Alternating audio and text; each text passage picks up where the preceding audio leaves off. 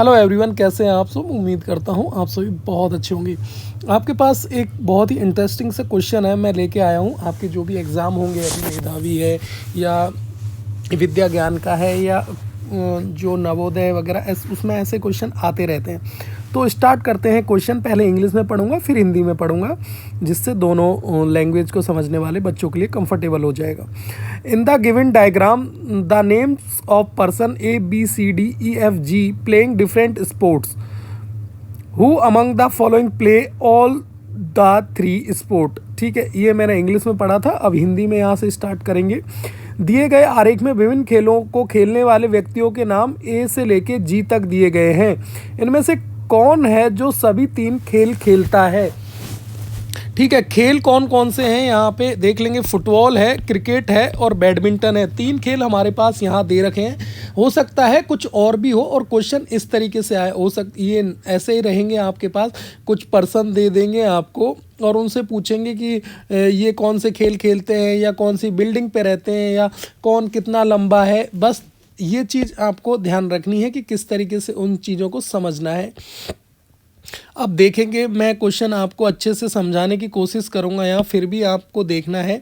जो ए है, देखो ये एक डिब्बा रहा, ये एक गोला रहा, ये समझ लो ये पहला गोला, ये दूसरा गोला है और ये तीसरा गोला है। ठीक है ना, यहाँ पे तीन गोले इस तरीके से अलग अलग आपको दिख रहे हैं। ठीक है, और फिर देखेंगे क्या है। जो ये है, ए से शुरुआत करते हैं। चलो ए, ये सबसे पहले ए वर्ड है। मैं थोड़ा सा अच्छे से समझाऊंगा तो टाइम लगेगा, लेकिन ध्यान से आपको सुनना है। ए है, देखो ए है जो एक ही गोले में है, किसी और गोले में टच नहीं कर रहा है, क्योंकि वो फुटबॉल सिर्फ खेलता है। अगर वो ये वाले सर्किल के अंदर आ जाता, मैं कहता कि वो इस तरीके से है, मैं कहूँ कि वो इस तरीके से है कि यहाँ हो जाता ए, तो वो ए ना फुटबॉल भी खेलता रहता और क्रिकेट भी खेलता रहता। लेकिन आप इस लाइन को ध्यान से देखेंगे, जो मैंने ड्रॉ की है वो इस तरीके से, वो किसी भी गोले में नहीं जा रहा है। ठीक है, मैं अलग से सर्किल आपके लिए बना के दिखाता हूँ ताकि आपको समझ में आ जाए। ठीक है, ये तीन सर्किल हैं। ठीक है, अब देखेंगे क्या होगा। जो ए है ना, वो ये फुटबॉल वाला ही सर्किल में रह रहा है। लेकिन जो सी है ना, सी को देखेंगे। बी पे आते हैं, बात करते हैं बी देखो, ये क्रिकेट वाले ही गोले में है, क्योंकि और किसी गोले को, सर्किल को टच नहीं हो रहा है उसका, तो वो बी, ये देखो है ना, बी है ना। सी की बात आती है। सी जो है ना, वो क्रिकेट भी खेल रहा है और वो फुटबॉल भी खेल रहा है। देखो ये इस वाले सर्किल में भी है और ये इस वाले सर्किल के अंदर भी आ रहा है। देखेंगे आप, मैं देखो बना के दिखाता हूँ। ये एक ये हो गया और एक ये हो गया, इन दोनों के बीच में खेल रहा है, यानी कि ये दोनों गेम खेलता है। ठीक है, जो सी है ना, वो दोनों गेम खेलता है।